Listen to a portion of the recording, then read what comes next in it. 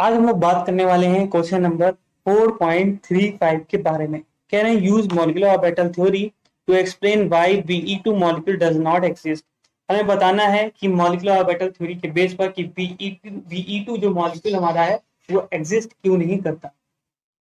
You can say hello, but I don't need you to like me. उससे पहले आपको एक चीज पता होना चाहिए जो कि होती है bond order.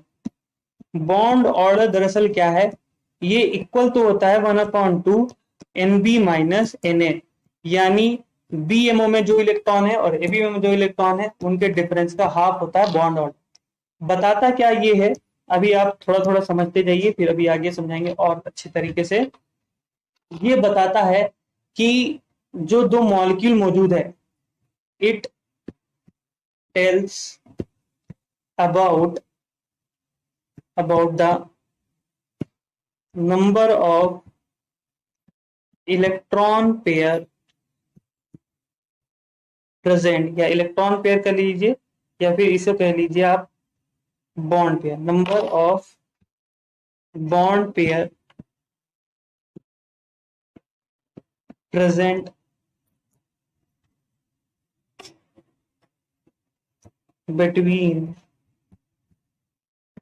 The bonded atoms.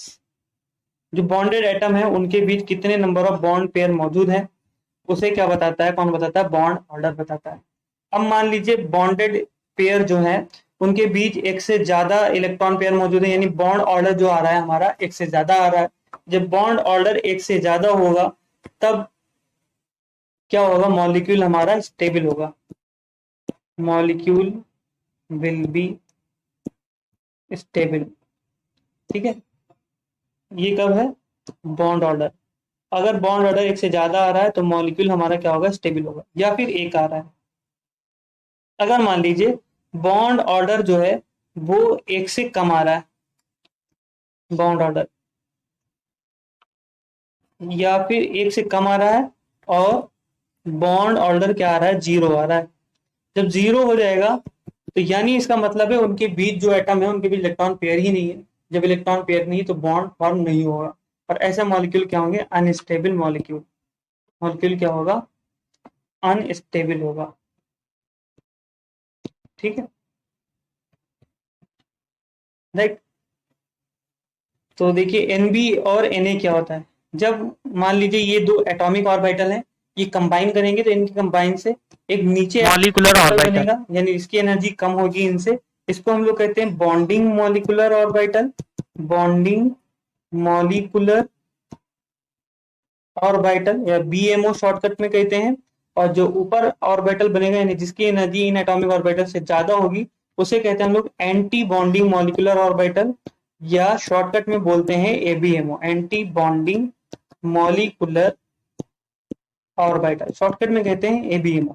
देखिए हमें बताना था Be2 के बारे में। हम जानते हैं बेरिलियम का एटॉमिक नंबर कितना होता है, 4 होता है। इलेक्ट्रॉनिक कॉन्फ़िगरेशन होता है 1s2 और 2s2।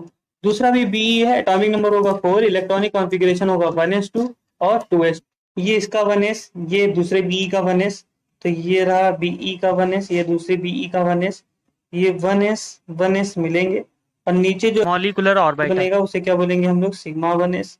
जो ऊपर मॉलिक्यूलर ऑर्बिटल बनेगा उसे हम लोग क्या बोलेंगे, सिग्मा स्टार 1s। ठीक है, 1s में कितने इलेक्ट्रॉन है, 2 है, तो ये रहे 2 इलेक्ट्रॉन हमारे। इलेक्ट्रॉन बाद में फिल कर लेते हैं। ये रहा 2s और ये रहा 2s। जब 2s मिलेंगे तो नीचे क्या बनेगा, सिग्मा 2s, और ऊपर क्या बनने वाला है, सिग्मा स्टार 2s। ये रहा सिग्मा स्टार 2s। अब देखिए इलेक्ट्रॉन फिल कर लीजिए। इसमें 1s में कितने इलेक्ट्रॉन है, 2। इसमें भी 1s में कितने इलेक्ट्रॉन है, 2 इलेक्ट्रॉन है। ये रहे 2 इलेक्ट्रॉन। इसमें रहे 2s में 2 इलेक्ट्रॉन है। इसमें भी 2s में कितने इलेक्ट्रॉन है, 2। ठीक है, तो ये दो कितने हो गए, 4। तो 4 इलेक्ट्रॉन हम लोग फिल कर लेते हैं। तो 1 2 3 4, इसमें दो कितने हो गए, 4 इलेक्ट्रॉन। 1 2 3 4, 4 इलेक्ट्रॉन ये हो गए। अब हम निकालते हैं बॉन्ड ऑर्डर। बॉन्ड ऑर्डर बराबर क्या होगा, 1/2 NB माइनस Na। NB मतलब BMO में इलेक्ट्रॉन। BMO में कितने इलेक्ट्रॉन है, 2 इसमें, 2 इसमें कितने हो गए, 4। और ABMO यानी ऊपर कितने इलेक्ट्रॉन है, 2 इसमें हो गए, 2 इसमें हो गए, कितने हो गए, 4। 4 में से 4 जाएगा, कितना बचेगा, 0 बचेगा। और 0 को हाफ से गुणा करेंगे, मल्टीप्लाई करेंगे, कितना आएगा, 0 आएगा। यानी बॉन्ड ऑर्डर आ गया 0। यानी एक भी electron bond pair at BE और BE के बीच मौजूद नहीं है। सिंस बॉन्ड ऑर्डर क्या है, 0 है, इसलिए BE2 मॉलिक्यूल जो होता है वो एग्जिस्ट नहीं करता है। सिंस, तो लिख लेते हैं हम लोग, since bond order is 0, hence BE2 molecule does not, hence BE2 molecule does not exist, right? Hopefully आपको सॉल्यूशन समझ में आया हो। समझ में आया तो वीडियो को लाइक कर दीजिए और चैनल को सब्सक्राइब। Thank you.